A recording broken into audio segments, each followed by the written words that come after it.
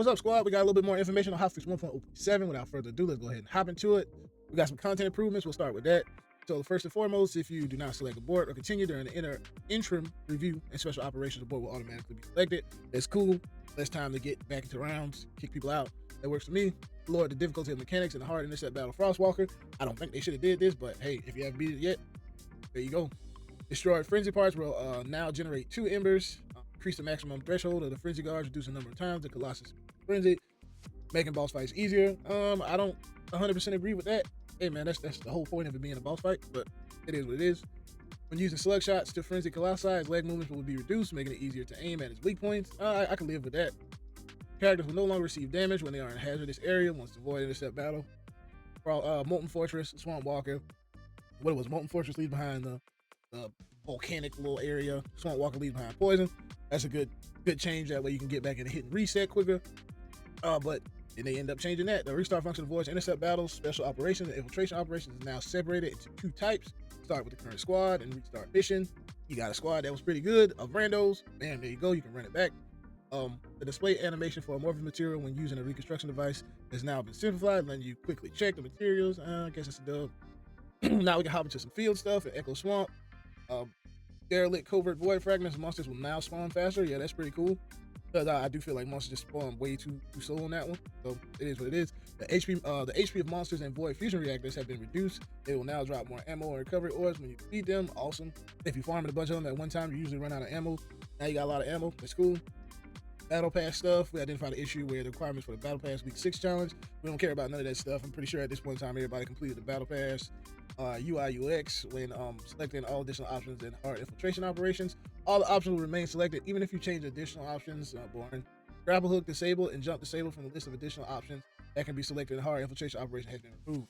That is awesome. It was counterproductive. It was stupid to take away grapple hook while you're in a mission or disable jump. That was just dumb. I don't even know who thought about that. So removing those from the modifiers is dope. You can now check the tooltip for amorphous material icons, and we really just got to get in the game and see how that looks. Because it can be a bunch of jumbled up mess, but hopefully it displays some good information and you don't got to keep going through all your stuff. Equipment option tiers are now displayed on the icon. Set effects of external components are now displayed on the icon. Cool. In the module acquisition info, you can now check whether a module can be acquired via combining. Modules that can only be acquired via combining are hardline suppression, shot focus, and shield collector. So yeah, there's 3 mods that you can only get if you combine. You can't find them out on the floor nowhere. So that's cool. In the consumables menu of the library, you can now see the amount of consumables you currently have. Dope. Hate. You know what? I ain't getting to that. Dope change. When receiving all lost and found items, if there is not enough inventory space, you now only receive items according to the base. Nice change of life. When the unique abilities on the ultimate weapon permanently change the weapon's default performance, you can now check the changes on this info screen.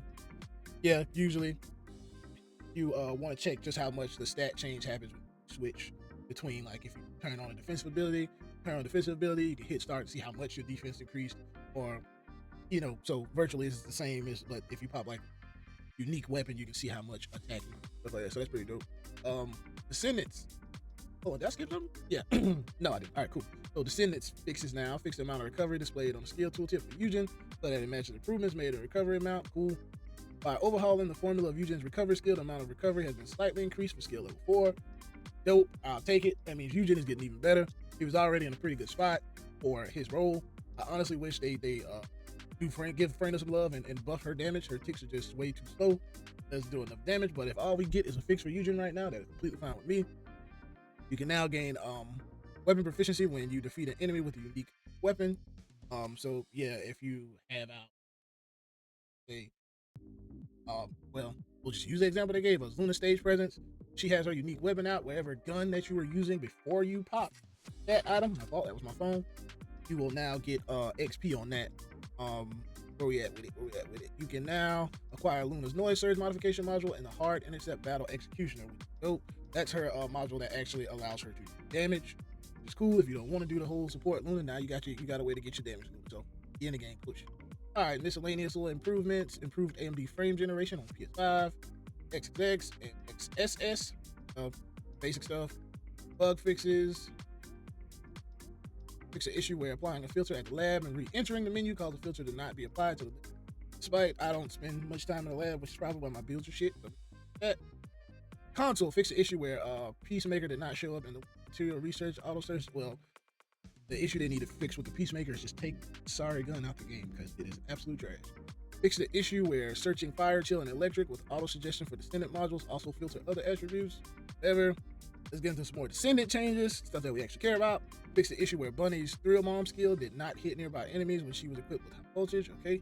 Fix the issue where Luna danced while holding her gun when she used an enhanced skill with the Noise Surge module. Most of y'all didn't have the Noise Surge module. Now you can get it, so at least that's fixed before you can get your hands on it. Fix the issue where Luna's facial graphics were intermittently rendered incorrectly. I haven't seen that, but I guess people were having issues with that, so I guess that works. Fix the issue where Sharon could cancel her skill, mouse right click, controller LT, even after she fired her flash short sword skill during ending motions. Don't really care about that. My issue with Sharon that I think they need to fix is sometimes when you try and go in Viz, you can't go in Viz, they need to fix that. Fix the issue where including a range module, not change the skill description for ultimate elliptic traction grenade.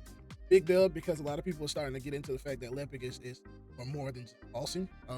Lepic is pretty good at mobbing. If you could put some range on his traction grenade, he pulls the whole fucking mob from across the map. So nice change. Equipment and modules fix the issue where the display of firearm critical hit rate was switched with skill critical hit rate and the 4-piece set effect tooltip for the external component Acrobat set effects. Cool, but I don't think anybody used the Acrobat anyway. But if y'all into that type of thing, nice change. Where we at?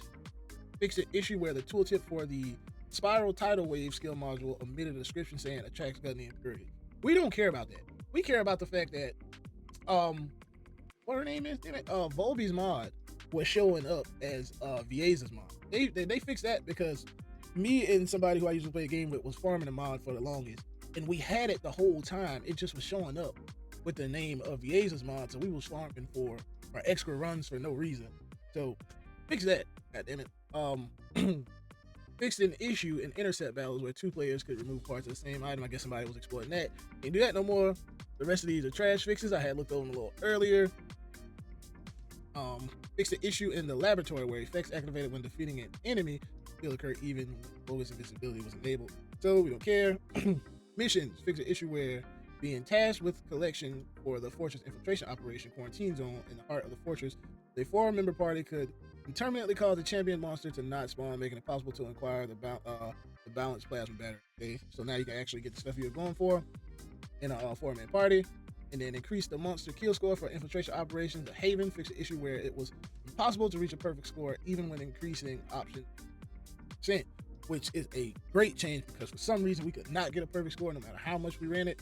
And now you can actually do that. Came to find out it was actually a bug. So dub on that one. Now you can just farm it and use it to get energy active. Fix the issue where a melee enemy can permanently stop moving and not pursue players. I don't think anybody use that. Fix the issue where using certain skills would glitch the screen when the NVIDIA reflex boost. All right, cool. And then we got another Who's That Pokemon.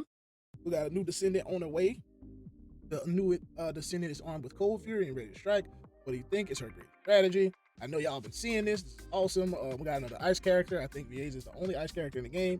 Now we got an extra one, so we'll see how it turned out. Looked like she had some kind of sniper or rocket launcher. It looked like a sniper to me.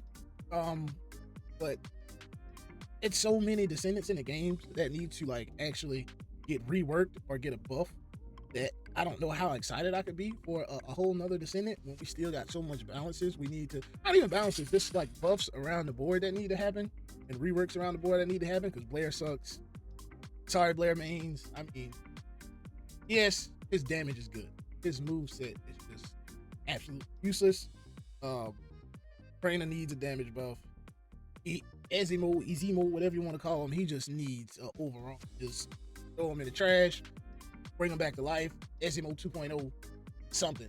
You gotta do something with him. So yeah, we need a lot more going on for our current Descendant set before I can really get hyped about new Descendants. I'm still messing with her though. I'm still on grind, and I just think we got too much that we gotta do to our current Descendant set before we can feel like we're in a good stage to really get hyped about new Descendants coming out. But let me know in the comment section what you think. I think that on a scale to 10, this hot fix was probably like a 6. They didn't address any of the issues that we actually wanted addressed, which is like reactor farming, uh, the module. God, I can't even think of the module slots. Being able to freely adjust module slots. They didn't address that. I definitely wish that they addressed more stuff like not bringing out an ultimate descendant and having the module specifically created around the boss that they're dropping. It kind of incentivizes you having to go out and get that descendant, opposed to like just overall having better mechanics in boss fights where you can use any descendant. I definitely think they need to spawn more elites in harder missions, and like increase the health on a lot of the elites in harder monsters to make it where the game actually balances out and you don't have to do something like nerf Bunny or nerf anyone for that matter. We definitely need more elites. Definitely need higher health pools. Definitely need harder content. Not too hard when mechanics just don't make sense, but enough to make shit interesting. Once you get up to a certain point in the game, you realize like everybody's just building for damage, and they're literally building for damage because there's no threat of a monster taking you out. So we need to get to a point where you have a threat of monster taking you out. You have to have increased health, increased defense, and not just strictly building one. But that's my personal opinion. I know a lot of people, that's the unpopular opinion of me. I know a lot of people probably won't agree, but that was my little rant at the end. Let me know how y'all feel about it in the comment section. Again, 6 out of 10, pretty decent patch. We moving in the right direction though. I'm not mad. These guys are really doing a good job. So till next time, I'm out.